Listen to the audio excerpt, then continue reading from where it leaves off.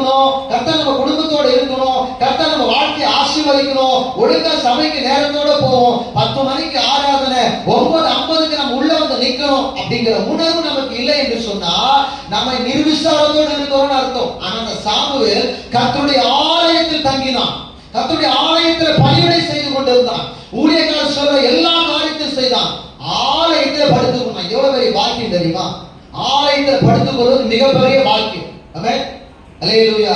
எங்க ஊர்ல இருந்து சபைக்கு 3 கிலோமீட்டர் தொலைவு. வாரத்துக்கு ஒரு முறை தான் நாங்க சபைக்கு போக முடியும். ஆனா நான் ஒரு குறிப்பிட்ட வயதுல 17-12 வயசுல நான் ஒரு கிராமத்துக்கு போறேன், எங்க பாட்டி வீட்டுக்கு போறேன், அங்க தங்குறேன். அங்க பாரம்பரிய திருச்சபைகள் உண்டு, அங்க பெத்தோருக்கு திருச்சபைகள் உண்டு.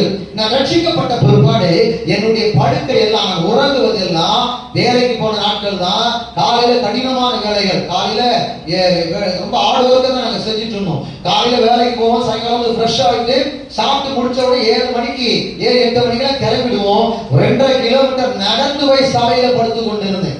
அல்லேலூயா. சபையில படுக்கிறதுல போய் தூங்குறதுக்காக போறேன். சபைக்குள்ள போனாலே ஜெபிக்கணும்னு என்ன வரும், சபைக்குள்ள போனாலே ஜெபம் நிறைய இருக்கும், நல்ல தூக்கம் வராது. ஆனா கொஞ்ச நேரம் தூங்கினா நல்ல தூக்கமா இருக்கும், பாடி ஃபுல் ரெஸ்ட் எடுக்கிறோம். அந்த நாட்கள்ல விடிய காலம் 4 மணிக்கெல்லாம் எழுந்து ஜெபம் பண்ணுவோம். ஜெபம் பண்ணி முடிச்சுட்டு அங்க எல்லாரும் மக்கள் நடமாட்டமா இருக்கும். 6 மணிக்கு தான் நடமாட முடியாது. நாங்க 6 மணிக்கு மேல நடந்தோம். ஏற்கனவே நைட் ஒரு 2 மணி நேரம் ஜெபம், விடிய காலம் ஒரு 2 மணி நேரம் ஜெபம் நடக்கும். நடந்து முடிஞ்ச உடனே அங்கிருந்து வேப்பூச்சி வச்சு பல்ல வலிக்கு நேரம் வர வழியில குளிச்சு முடிச்சு நேரம் ட்ரெஸ்ஸை மாத்திக்கிட்டு வேலைக்கு போயிடும்.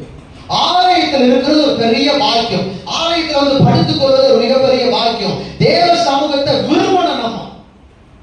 ஏன்னா தேவன் அங்க வாசமா இருக்கிறார். அவர் சொல்றாரு, நான் என்னுடைய ஜெப வீட்டில் அவர்களை மகிழப்படும். உன்னுடைய மகிழ்ச்சி ஜெப வீட்டில் தான் இருக்கு. எத்தனை பேருக்கு ஆராதனை பண்ணும்போது அந்த வார்த்தைகளை கேட்கும்போது சந்தோஷமா இருந்துச்சு? கையை வைத்து ஆண்டவர் காட்டலாமா? இந்த மகிழ்ச்சி நீ வீட்டுல உட்கார்ந்து தான் வந்திருக்குமா? இந்த வார்த்தை உன் வீட்டுல தேடி ஒண்ணு வந்திருக்குமா? இல்லையா? கொஞ்சம் சிந்தித்து பார்க்கணும் தேவ ஜனமே. ஆலயத்துக்கு நேரத்தை கொடுக்கிறதுல நேரமா வந்து தேவனை கனப்படுத்தும்.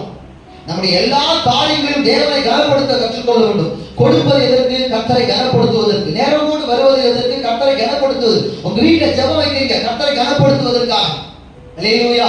தேவனை ஆனர் பண்ணணும், கனப்படுத்துவதற்கு தான் வீட்டு ஜெபம். நீங்க சபைக்கு வருவது நேரத்தோட எதுக்கு வர சொல்றோம்? கர்த்தரை கனப்படுத்துவதற்கு. ஒரு ஊர்ல முதலமைச்சர் வராருன்னா அந்த முக்கியஸ்தர்கள் என்ன பண்ணுவாங்க? எத்தனை மணிக்கு போயிருப்பாங்கப்பா? முதலமைச்சர் 12 மணிக்கு வராரு. நம்ம ஊர்ல ஒருத்தர், நம்ம தமிழ்நாட்டில் ஒருத்தர் சொன்னார் 12 மணிக்கு வரட்டு, நைட் 8 மணிக்கு போனார். அல்லேலூயா. நான் சொல்றது புரியும்னு நினைக்கிறேன். அல்லேலூயா. நான் கொஞ்சம் பேர்த்த ஊருக்கு காமிச்சு விட்டு போயிட்டாரு.